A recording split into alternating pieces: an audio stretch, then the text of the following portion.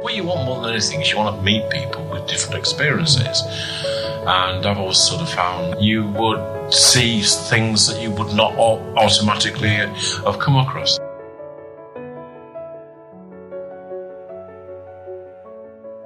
Hello and welcome to the Parliamentary Review podcast, the podcast that takes leadership seriously.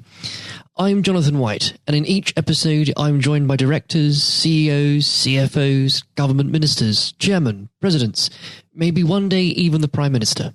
That's if Parliament will let him. I won't get my hopes up. The aim is to discover who these people are, the people who get up each morning and make Britain work. We discuss everything from whether the euro is entering a period of stagflation to the latest reports from the International Labour Organization, and of course the innovation and success in the country that make it all worthwhile in the end. We also get their take on the current political and economic state of the country. Later on in this episode, you will have the chance to hear our exclusive interview with Lord Pickles, former Secretary of State for Communities and Local Government, Chairman of the Conservative Party, and of course current co-chairman of the Parliamentary Review.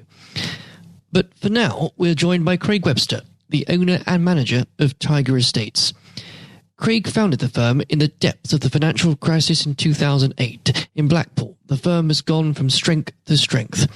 Now operating across Lancashire, Tiger Estates is a company that embraces technology and constantly challenges tradition in order to bring a new approach to an ever-changing property market. Let us now find out more. Craig, welcome. Hello. Thank you very much for joining us today. And I thought it might be a convenient place to start off. It's fair to say, Craig, you've grown Tiger Estates into a very successful operation, but I don't think a lot of people will know, the genesis behind the company. Now, I think I'm right in saying that you had your first experience of the market as a student on a summer job, and it wasn't long after that you started the company yourself. Could you perhaps give us a little bit of background on that? Yeah, correct. My parents had always owned properties, of which naturally, as a child, you end up involved in kind of the family business as such, of knowing what's going on. It was never my initial plan to get involved with property, and actually I wanted to join the RAF, which I actually applied for, but unfortunately wasn't successful in, which then went to university and did a geography course at the University of Hull. Not really knowing what way I wanted to go. As kind of the 3 years went on, and typical student life of enjoying yourself, and the third year getting there and going, I think I now need to look at something more, what do I see myself doing as a career? Didn't fancy a career in geography, which kind of you're limited really as what you can do. You didn't fancy standing in a river then? I didn't fancy standing on top of a hill or being a teacher. I between summer jobs, I was working for a small property management company in Blackpool, which dealt with a lot of housing benefit tenants. I really found really good interest in it, and every day was different, and it was really enjoyable. So when I got into my third year, I actually started looking at how do I kind of go from doing a standard BA course at university to actually getting involved with property. And they have graduate schemes at many decent chartered surveyors companies, and I was fortunate enough to get on a graduate scheme with a company in the northwest that covered the whole of the northwest area, and I got myself involved with the College of Estate Management, which is kind of run through the University of Reading, in surveying, and went from there really. Qualified, got my trade, and looked at it and went, I've invested wisely, I've got a little bit of money, why don't we try and open up our own company, which is what I did when I was 23. And that's now over 10 years ago. That's 11 years. We're coming into our 11th year now. So, I always say perhaps at that age you're a little bit wet behind the ears, and you feel you can take on the world. Now with mortgages, family, wife, I think you kind of look at the risk a little bit more differently. But it was a good time to do it because ultimately I had nothing to lose. It was a case of work as hard as you can and see what happens. And that's what I did. That's very well put. Although I think hopefully with listeners with half a brain cell have worked out that 11 years ago was, of course, 2008, which isn't known by many to be a fantastic year for the housing market, or indeed any other market. It wasn't a good year for anybody. Yes. Now, how did you, given those circumstances, you can call it, I think, trial by fire, to be fair. How did you find the market then, especially as a young entrepreneur starting out on this? It must have been exceptionally challenging.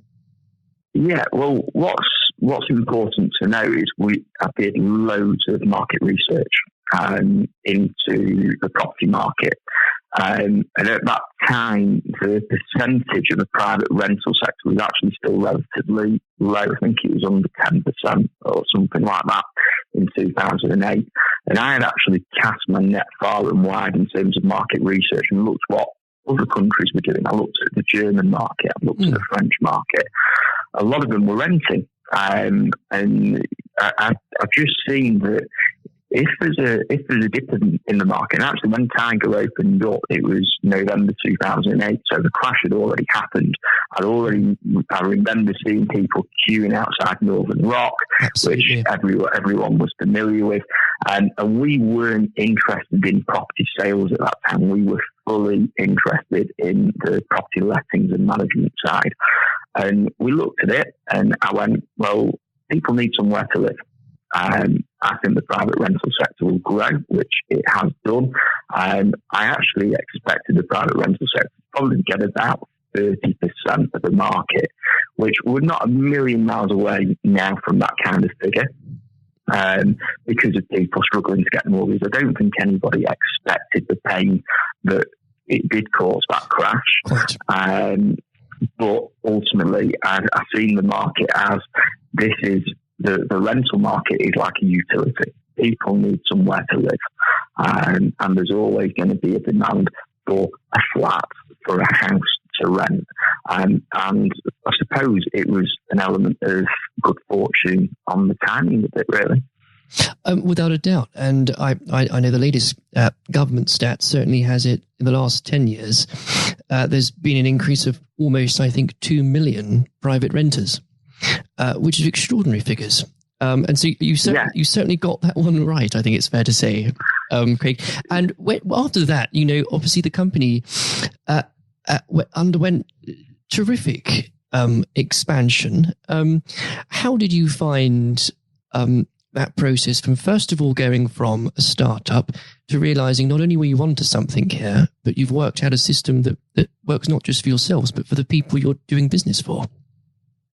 Well, what we did, and I suppose there's still moments now, Jonathan, where I look back and I pinch myself and go, crikey, what's happened? But you're in the bubble of the business and everything just seems naturally to be working for you. And don't get me wrong, lots of hard work, not having a day off for 2-3 years to make sure everything's working. So you're almost completely just involved in the company, in the business. So anything that comes up, you don't think untoward of. And you just think, no, we're working hard. We've got this right. The branding is on point with how we're working. The service is good. And we're covering our costs, which was the really important bit. It's kind of making sure the overheads were really, really tight. And we didn't recruit anyone for 2 years because we had a good team and the team knew how to deliver what we were trying to do. It was when we opened in South Shore, or we got an office in the South Shore part of Blackpool, that we kind of looked at it and went, well, we don't need this office because we're doing all right from where we are on our original office on Cookson Street, which wasn't a nice part of Blackpool and still isn't. But what can we do different? And again, we looked at the market and went, well, it would make sense now to go into a estate agency and do sales. And we did that from a standing start. We looked outside the box. We said, why don't we? Everyone was charging a percentage commission at the time of 1.5% on average of whatever a property sold for. I crunched the figures and went, well, we can compete with this. We don't particularly need to sell any properties because I think we recruited one person at that time when we went into sales. And that person was just to generate business, really. And we dealt with everything from kind of the central office. But we looked at it and we went, well, we can do this for a fixed fee.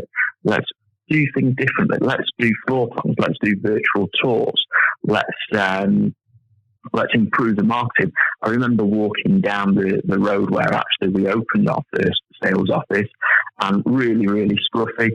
There might have been a price change on a property in a competing estate agent's office, and it was scribbled out the price. It wasn't. They hadn't even printed out new details. They just scribbled out the price and put a new price on it. And I'm like, well, there's obviously scope in this market to change because the service just is not there, and that's what we did. But yeah, we perhaps it's only now, as kind of in my mid-30s with 2 children, a wife and a mortgage, I look back and go, do you know what? We're doing okay. We've done okay. We've got lots of work still to do. So, Craig, I think it's obviously worth saying that the company itself has undergone rapid expansion, and just this year you've acquired 3 new companies, all quite differently, which is very exciting. Would you mind explaining that process? I think you've got to the point now where you have 900 properties across the Northwest. Yeah, across Lancashire for sale, and we've got in the region of 2,000 managed units now across the northwest of England. And the few rarities that we've got outside of the Lancashire area in areas of South Yorkshire and West Yorkshire. But I mean, as a company, Tiger has always looked to grow organically, but also by acquisition. If you look back to how I even started the business off, we bought 2 property management companies that were perhaps struggling somewhat. We took over the market in the sales side and bought a competitor there as well. And so we've always shown signs of being able to buy other companies, which for me is a good way of doing business and using our own money without looking to the bank for funding. So we are doing it somewhat organically, but using our own resources. I mean, we've done 3 deals this year. All 3, as you said, Jonathan, very, very different purchases.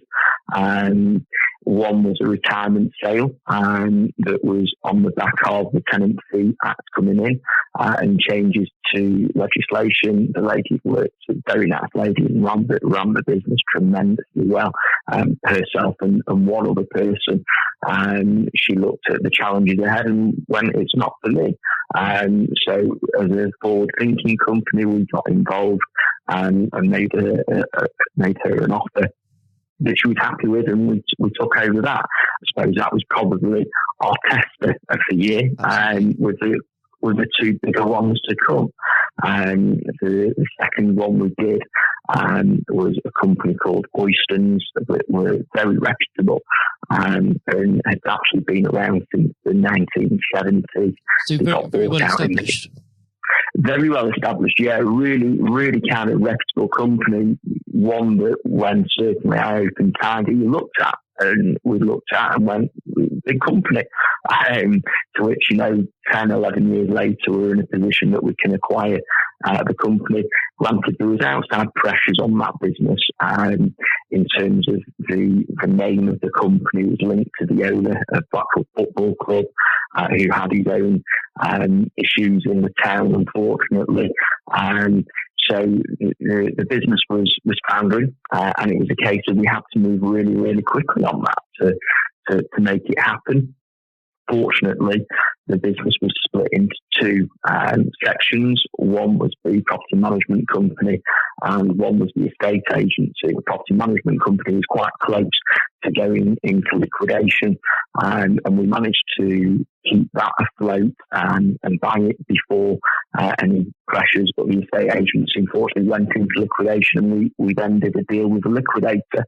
But that was a really good move for us because we had a really strong property management book, which is what I always look at in any purchase that we're doing, because the sales market, you don't know what's going to happen from one day to the next, especially in the current climate. But the property management is a good industry, and you know what's coming in through the front door every month, so you can keep your costs under control if you know what your income is likely to be. The actual portfolio was quite strong outside of Blackpool as well, so it gave us extra areas that perhaps we couldn't tap into previously. So that was a really good move, and it was a nice move in terms of looking at it from a business point of view as well, and going where we kind of travelled in the past 10, 11 years. And the third one that we just completed on at the end of September was a company called Left Move, where they were disruptors to the market and came in very gung-ho, very aggressive. They opened something like 10 offices in a very short space of time, couldn't keep the costs under control, and as such we ended up buying them as well. Again, good property management book, and they have a lot of sales properties as well across the whole of the Lancashire area. And so that was a good move. But the key importance really to business and how we work is you've got to keep your costs under control. You've got to make sure your overheads are covered. Because like I said, we've seen two businesses fail, and they probably relied on the sales income and they weren't set up on the property management side, which fortunately we are. Yeah. And it's not that we're not interested in sales. We're very interested in sales, but it only brings in 20% of our revenue, which is quite refreshing that we don't need to rely on sales. So if Brexit takes its toll and the market was to be affected, people still need somewhere to live, and that's where the property lettings and management side come in. Quite, and I think since you've certainly alluded to it, it's the to be successful in that respect, you have to be aware of the challenges, not just nationally, but of course locally as well. And each part of the country has its own unique challenges. And perhaps before we do get onto the national picture, Craig, I know that, of course, Blackpool Council is one of those areas that has brought in selective licensing. Now, how have you found that in terms of affecting your sales? The dreaded selective licensing, Jonathan. I refer to it as a secret tax more than selective licensing. The private rental sector has come under a lot of pressure of late. New legislation being brought in, clients or landlords not being able to claim the full interest back off the mortgage payment for tax purposes, tightening down on maintenance expenditure on what is tax deductible. And then you've got selective licensing that's not just being brought in Blackpool, but in other areas as well. And it's a one-off charge that lasts for 5 years. And still to see what the charge is to do. From what I've seen, you get housing enforcement officers going in quite mob-handed as such, with the police, the fire departments, all into someone's house. So you can end up with kind of 8 people going through someone's property at any one time. But I'm still to see kind of what impact selective licensing has had, apart from providing more stress and work on what is an overstretched department already in housing enforcement. Absolutely. And to me, it's just a further penalty on the private rental sector. Now, don't get me wrong, there are some bad landlords out there that need to be held to account, and the quality of accommodation that they're providing, or the way that they treat the tenants isn't correct. But there are a lot of good landlords out there as well that do the job correct. It does rather feel like the case sometimes of one naughty schoolboy keeps the whole, and they keep the whole class behind, as it were. And absolutely. And that of course is true of the whole country. And from your point of view, Craig, what do you think are the major challenges your sector is facing right now? And maybe this is an obvious answer to this question. Is the government actually doing anything to assist at this point? From our position in the private rental sector, no, the government aren't helping. And they should be helping. They should be providing a little bit more support to the private rental sector, because ultimately we have got a shortage of housing in the country. The private rental sector is the key industry to help with that housing shortage, and it needs to be on side, and we need to be working with each other as opposed to against each other. I've been into some housing association properties and council-owned properties, and they are not of the same quality that private rental sector is on some occasions. And it does feel like there's one rule for one and one rule for the other. And I think that really needs to be brought under a bit more control. If I got my way, I would be kind of suggesting that there should be one overarching governing body of the housing sector, and that landlord, and I'm sure this wouldn't be overly popular with landlords, but I think it would improve the industry, is that landlords would have to register with the governing body and abide to code of conduct and guidance like many other industries. Or if they didn't, all the agents should be under a governing body and abiding by codes of conduct, so that the landlords, if you don't want to register themselves, they have to use a letting or management agent that is registered.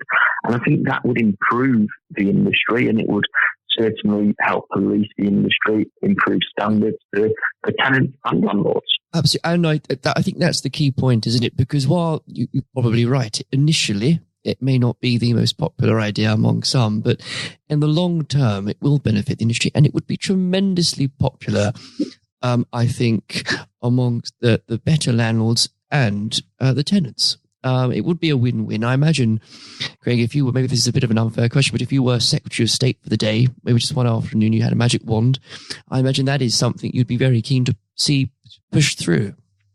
I think it would be the key thing to be pushed through. I've obviously said before, and I've lobbied as part of my governing body being Property Mark, that the property industry isn't regulated, it isn't licensed, and it should be. I have done my qualifications, I've spent my money, I've spent time to become qualified, as others have done. But there are companies out there that have no qualifications, aren't licensed, aren't a part of any governing bodies, members of the Property Ombudsman scheme, and that is all. And if I was Secretary of the State for the day, Jonathan, I would make sure that the industry, both private rental sector and lettings and management and the sales sector, was regulated, licensed, and to improve standards and improve service to everyone using the housing industry, which is a key industry to the whole of the country. No, absolutely, and perhaps looking forward, the future does present quite a number of different challenges. Obviously, from different areas, whether it's both sales and letting markets, including the ban on tenant fees, etc. But how do you see the future shaping up for the market in the next 12 months or so? I think it's a difficult market to call, as any market is probably difficult to call in the current climate, because Parliament doesn't seem to know what it's doing from one day to the next. or as we've seen more recently, from one half an hour to the next. I should let listeners know, of course, that we are essentially talking, as it were, the morning after the night before, the day after the House of Commons voted for the withdrawal agreement bill and then voted against the programme motion that would see it go forward. So it's that your point, I think, can't be emphasised enough. Someone needs to make a decision and take ownership. Whether you will remain or whether you will leave, I think this is Craig. Craig, tell me if you disagree, but at this point, I think people, especially businesses, especially people that are looking to invest in this country, but home and from abroad, we need certainty at this point.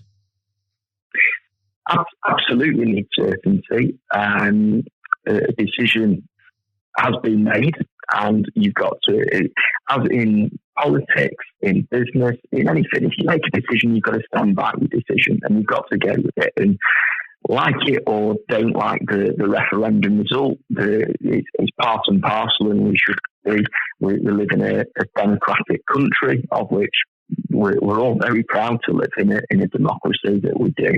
That decision's been made, and in business, you've got to make decisions, and you've got to go with them decisions, because if you back out of a decision, the people underneath you get nervous and think, where's the stability coming from the top?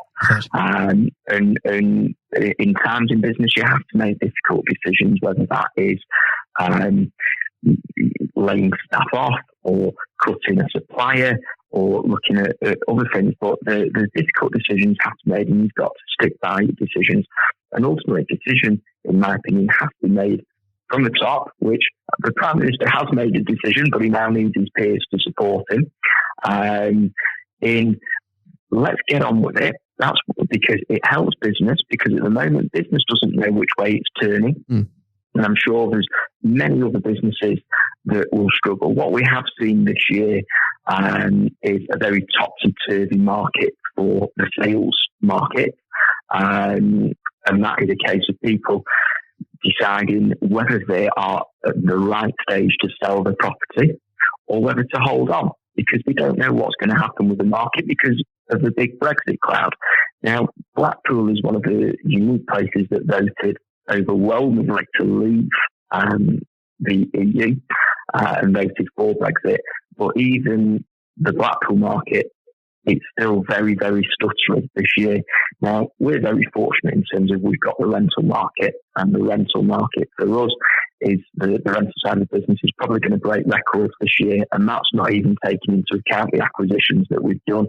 But the rental market is very, very busy. So, yeah, you just need to make a decision. It's good for everybody. It's good for those that are going on holiday as well, because the currency doesn't know what it's doing from one day to the next. And I think decisions just need to be made and taken. I think the best example of that I was speaking about previously is if you look at America, love or hate Donald Trump, and some of his policies are outrageous, but one nation, America, he's got the economy going. Unemployment is drastically down, and he's running America like it's a PLC. And he's made a decision, and his decision that is the direction that he's going. And we need to see the same, in my opinion, to help all industries and business as a whole. And I don't see how really anyone from a business point of view could disagree with that, Craig. I really did feel last night there was a collective moan from the country.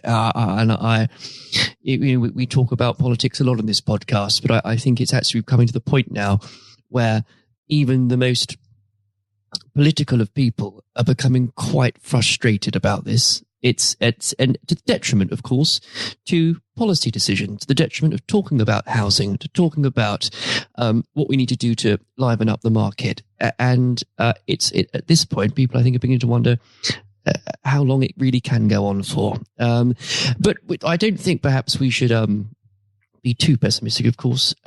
Craig, there's a lot to be positive about, not least your shining example over there at Tiger Estates. I think what might be, I'm conscious of the time, perhaps it might be an idea, what message do you think you've learnt in your whirlwind of a career so far? What key lessons have you learnt that you would probably share with entrepreneurs, perhaps, that were in a position like yours 10 years ago?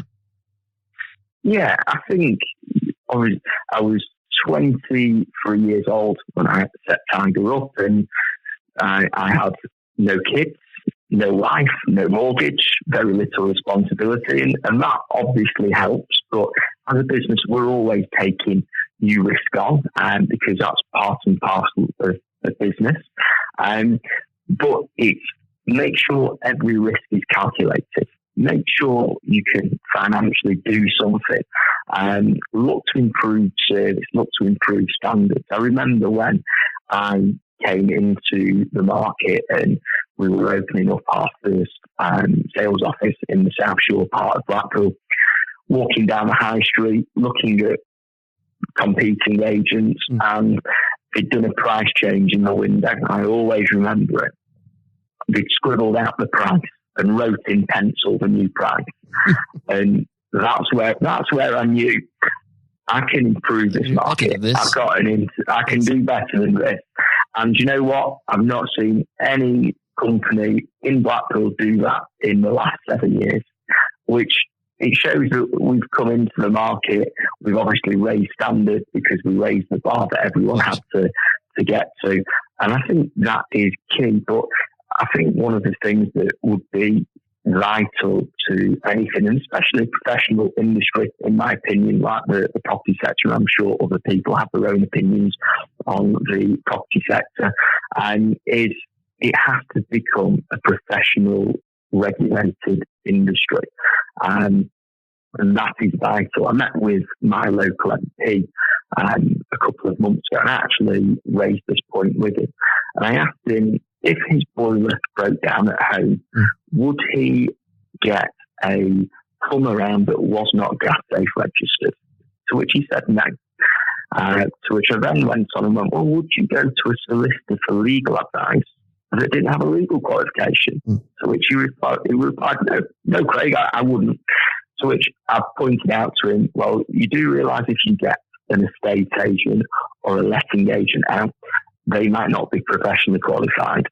So they're giving advice and they're not actually qualified to give that advice. And I think that is a key point that I would make sure in any business that you go into, that you're well read on it, and you know the industry inside and out. There's always a learning curve, and one of my mottos is every day is a school day. But you do need to know that market, because you've got to be able to give advice to clients going forward. It's so important. And Craig, I think on that point, it's been a fantastic 12 months for Tiger, and by the looks of it, it's going to be another extraordinary 12 months going forward. So I hope before long we'll be able to chat again very soon. But now, Craig, thank you very much for joining us. Thank you, Jonathan. Thank you for having me. Goodbye. I hope you all enjoyed our chat with Craig, and especially learning more about the challenges facing the sector and how the whole team at Tiger Estates are continuing to raise standards. If you haven't heard it before, coming up now is our conversation with the Parliamentary Review's co-chairman, Eric Pickles. Lord Pickles served as Secretary of State for Communities and Local Government in David Cameron's cabinet before receiving a peerage in 2018. Lord Pickles remains active as the United Kingdom's anti-corruption champion and the country's special envoy for post-Holocaust issues, as well as a keen vexillologist. That's flags for you and me. I hope you enjoy listening as much as I enjoy speaking to Eric. Here it is now. Eric, thank you very much for joining us today. It's a pleasure. Now, I'm sure you won't mind me reminding the listeners that you've been involved in politics, both local and national, for quite a number of decades. Indeed, before the days we were in the common market. Given your experience over those years, what thoughts have you had over the last few weeks and months about the current political situation the country finds itself in? Situation is quite dire because we have a parliament that is by and large useless.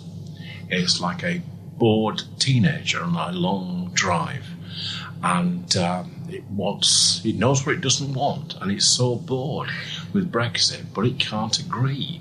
So no matter what you put up, it's against it. Are you in favour of a referendum? No, I don't want that. Are you in favour of remaining within the single market? No, I don't want that. Are you in favour of... No, I don't want to do that. No. And are you in favour of leaving without a deal? No, we don't want to do that. So it's against everything. But there isn't enough votes to be in favour of something. And it could be by the time this podcast goes out that Boris has started on the process of the bill, because we'll be voting on that today. But even then, what people don't seem to understand, this is not the end of Brexit. Right. This is barely opening the door of Brexit. We've got years of negotiations about trade agreements, relationships with Europe, putting down pieces of legislation. We get our agriculture, our fisheries, our financial services into place. Brexit is going to go on and on and on and on. I'm sure we are. Now, the question is, I should actually remind listeners that we are talking on the day that the second reading of the European Withdrawal Act will take place. So, as we speak, we don't quite know. As, well, perhaps like the government front bench, don't know what's going to happen. You compare Parliament to a petulant teenager. What do you do to a petulant teenager to sort it out? Is there a chance that it will see sense and push this through this bill without making amendments? Is there a chance it will vote for its own for a general election? How do you see this playing out at the moment? The sensible thing will be to put this deal through, because I've always been of the view a deal is better than no deal, because this is just the beginning. In order to start the process of Brexit, start the process of the United Kingdom taking over powers that it's not really exercised for 40-odd years, the smart thing is to get this thing through now. But in a way, it's not about Brexit itself. If there was a free vote, this deal would have gone through. Mrs May's deal would have gone through. But it's about politics. It's about a Labour Party that thinks it has a chance, trying to make the Prime Minister, whether it was Theresa May or Boris Johnson, look as though that they are in office but not in power, of delaying as long as possible. There's a lot of talk about an election in the autumn, maybe back end of November, beginning of December. Something for us to look forward to before Christmas.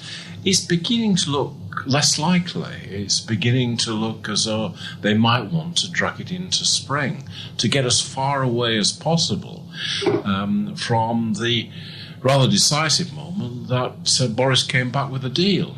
We have to remind ourselves that nobody thought he could deliver a deal, and it does quite shock them. And if you remember, all this process went through in order to ensure that we were left without a deal. When we have a deal, suddenly, oh no, it's not that kind of deal. We don't want that kind of deal. We want something different.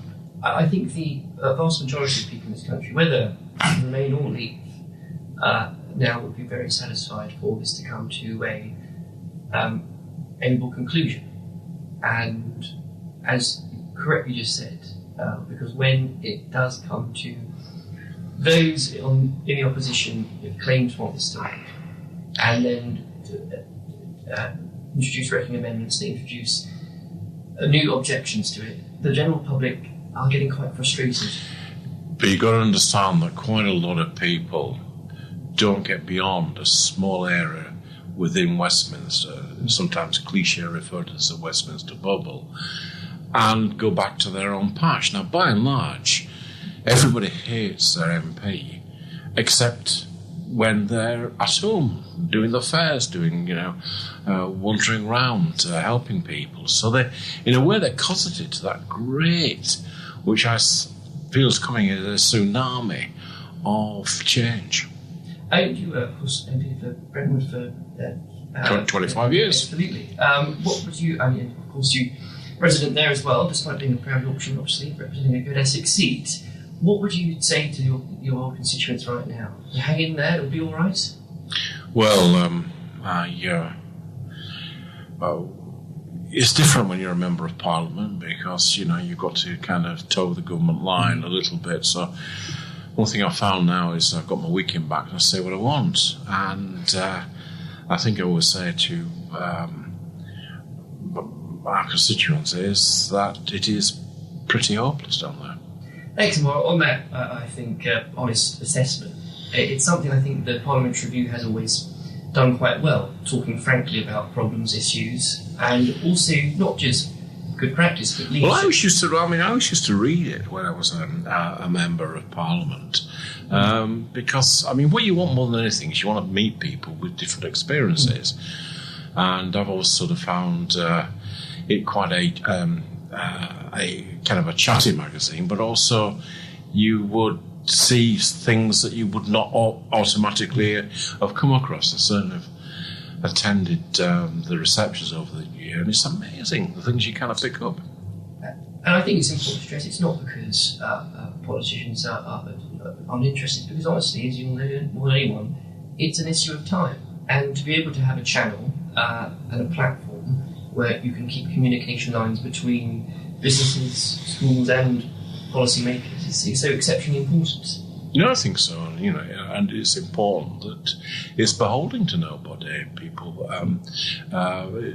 pay to be part of the publication, pay for to be members, and it's a way of not being beholden to government, not beholden to anything.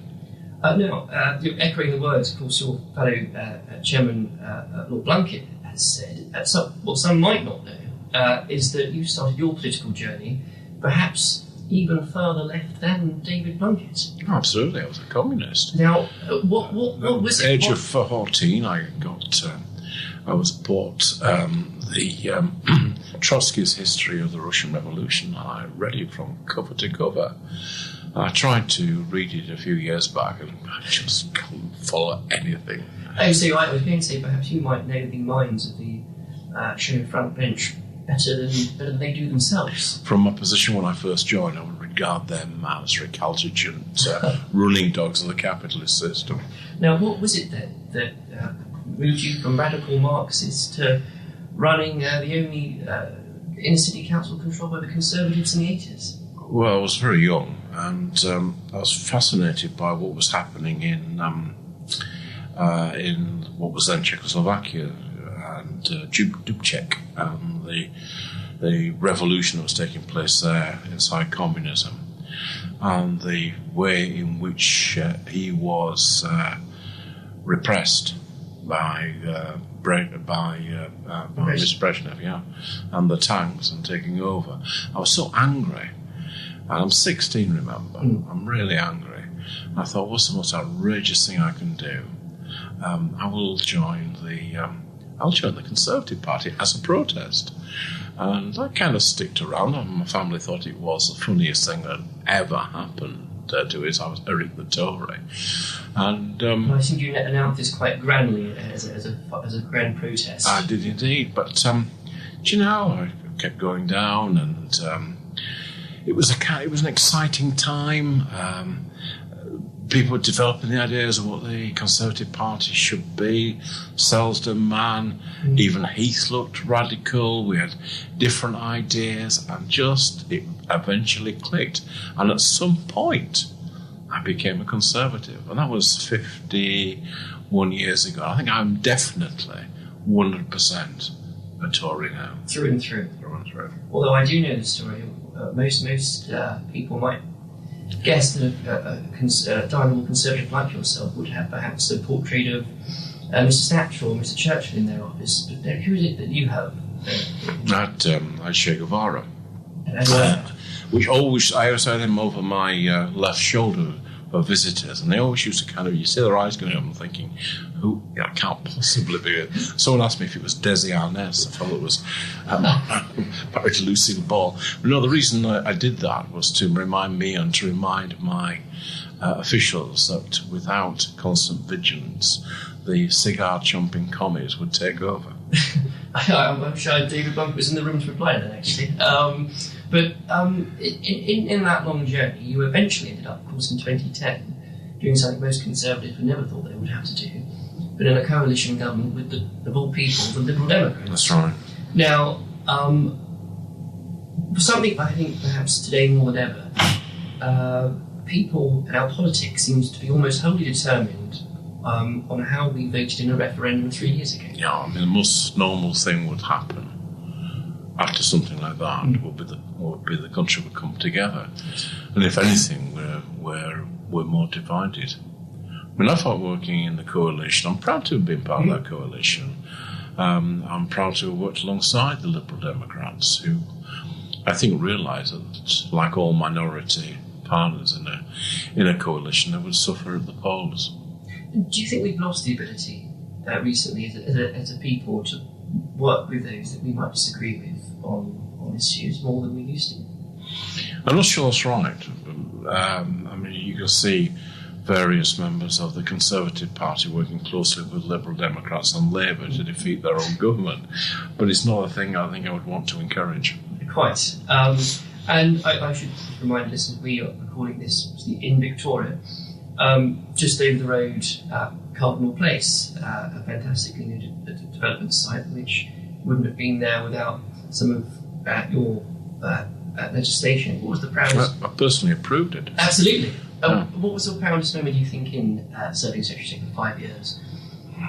It's my actual proudest moment. We did a thing called Triple Families, which was the first centre-right attempt to deal with poverty and to deal with difficult families that were causing a disproportionately large amount of call upon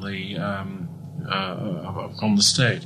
And it was on the basis of tough love. It's on the basis of getting people into jobs.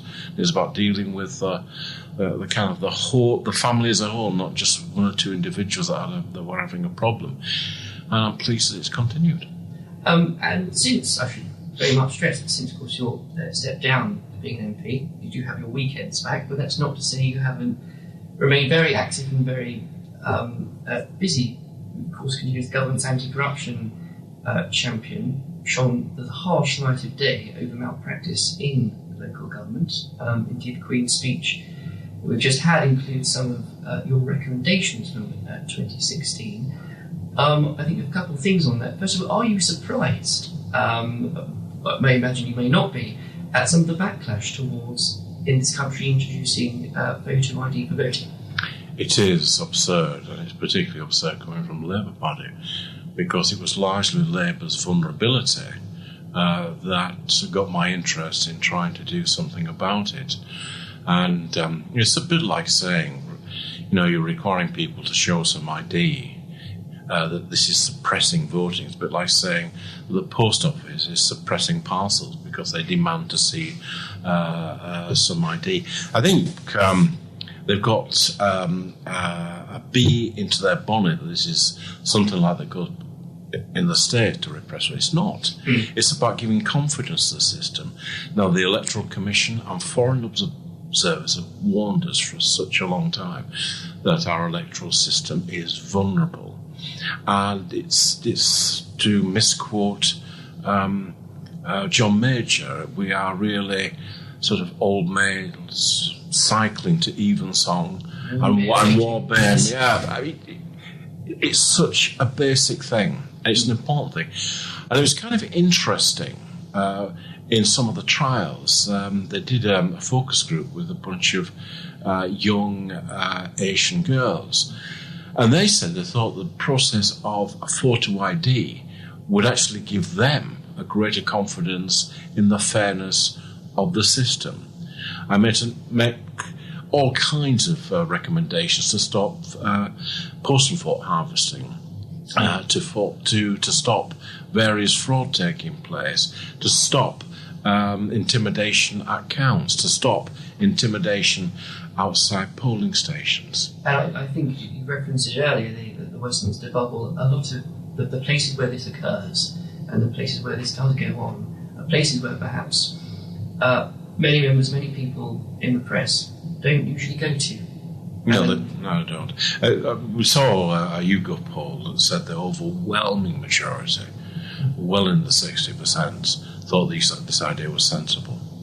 Yeah, I imagine you're quite proud that recommendation is in the speech. Yes, I mean, I'm a bit frustrated they didn't do it sooner, but nevertheless, I'm very happy that they are doing it. It's as if the government's time has been taken up by something else and we've not focused on anything. Yeah, absolutely. But with a man, though, with his roots in local government, do you think, and how much you've worked with that report, especially looking at them carefully, how would you rate our current state of local municipal politics? Local government's very good. I mean, local government, don't get me wrong, it's by and large corruption-free, and it does a remarkably good job. And it was, in truth, my worries about local government and that these measures were brought in. I don't believe the fraud is big enough to be able to take a parliamentary seat, but it is big enough to take a council. And if you are negligent, uncaring about the probity of the poll, you're likely to be equally negligent about the awarding of contracts to your friends. So it's all past that. But local government is a very enduring part of our constitution. I got a bit stick because we had to take some money from them, but by and large they survive very well. Excellent. Now, beyond obviously that work, you also, of course, British envoy for post-Holocaust issues. Yeah, sure. Very dear to your heart. I know you've done some fantastic work recently, including with obviously former Shadow Chancellor from the Review, Ed Balls. Would you mind, if you could just let listeners know what projects you are working with and really the importance that has to so many communities around the country? Well, I used to be very unpleasant about Ed Ball, and he used to be very unpleasant about me. But I found working with him remarkably easy, and we've not had a single row in 2 years, and by now we're beginning to be able to finish each other's sentences. We're building a memorial to the Holocaust next to Parliament with a learning centre below it, and the reason why the Prime Minister chose that site is that it was David Cameron, and he wanted to ensure that when people left the memorial, they would look and see Parliament and recognise that it was the last bastion against tyranny. But more important, to remind people who work in Parliament that the legislature has a choice. It can either protect its citizens or it can oppress its citizens. And we do know that it was a compliant legislature that brought in the Nuremberg laws. And at a time when there are parts of Europe that are seeking to rewrite their history and seeking to see themselves as only the victims of the Nazis, I'm determined that we should tell the truth in an unblinking way. We are, I suppose, at a critical crossroads when the last survivor is likely to be no longer with us within the next decade and a half. And at that point, we do know that history starts to be reassessed. I think it was Simon Sharma that talked about this. And he was referring to the French Revolution. And of course, most of the books written in the 1850s are the ones that have shaped our view of the French Revolution. But the difference is this, that slightly over 100 years ago, my grandfather Edgar grabbed hold of his Lee Enfield and walked out of a trench in the Somme and walked towards the Germans. And within a few minutes, most of the people he'd been brought up with, most of his friends were dead. Nobody doubts that he did that. But there's a whole industry out there that doubts that the Holocaust took place. So that's why it's important that we help frame that narrative. And you reference as well, it's so important, especially at this time of history, so many years afterwards, that young people in schools get the correct education about it. How do we compare as a country in doing that compared to some of our European friends? We I think, compare remarkably well, particularly because we've got a mixture of things. We ensure through the lessons of Auschwitz that 2 pupils from every secondary school go to Auschwitz each year. that they have a preliminary meeting, a visit and a wrap-up. We ensure that Holocaust Day is remembered in January. Now, I can remember starting that, or not starting it, but being part of a foot soldier of people that put it together. And, it was like one man and a dog, but now it's quite a massive, it's a massive event. So I think we are quite good at remembering that. I think where we perhaps do need to have a wider understanding is beyond the death counts. And we need to kind of understand the Anstalt-Gruppen, which was the roving murder squads, how important they were. You were more likely to have been shot in a ditch than to end up in a death camp. The hinterland of that is Lithuania, where I was last week talking to colleagues, and through Belarus and the Ukraine. And it's really important that we ensure that we register where those death sites are. And I think certainly, and I'm going to sit down next to speak, which hopefully won't be too long away. It's something I think we'd be very happy to keep updates on how that project is going, because it's so important and people do need to be aware of it. Looking to the future, though, I imagine it could be actually very content and happy. Former Prime Minister, friend and colleague David Cameron just released his book, and you're quite unscathed from it. I can't. He was very nice about it. I even bought the audio version because he was reading it, and he obviously, but there was a fair bit of affection, and I'm rather glad they left out one or two of the other embarrassing things. Maybe another time. Yeah. Yes, but it's important, I think, and I'm conscious of time. I think it's important that today people have become so perhaps caught up in what's happening in this country regarding Brexit. Looking to the future, what would you say that it's a positive thing that this country has to look forward to? Well, we're a large trading nation. We're a large economy. We're a liberal democracy, and it will be good to get through Brexit over the coming years. And it would be good to start to look at some of the social issues that we need to tackle, those that have been left behind by our economic progress. And it would be good to see some solid investment in this country, both in terms of its infrastructure, but also in terms of the way it operates as a democracy. And I know that's going to be a huge focus of the next review. Lord Pickles, thank you very much for joining us. Thank you. As always, it's been a pleasure interviewing and learning from our guests. I hope you've all enjoyed listening. Until next time, I'm off to the Westminster Arms to raise a glass to raising standards. Goodbye. Thank you very much for listening to our podcast. You can find every episode on iTunes, YouTube, and Spotify.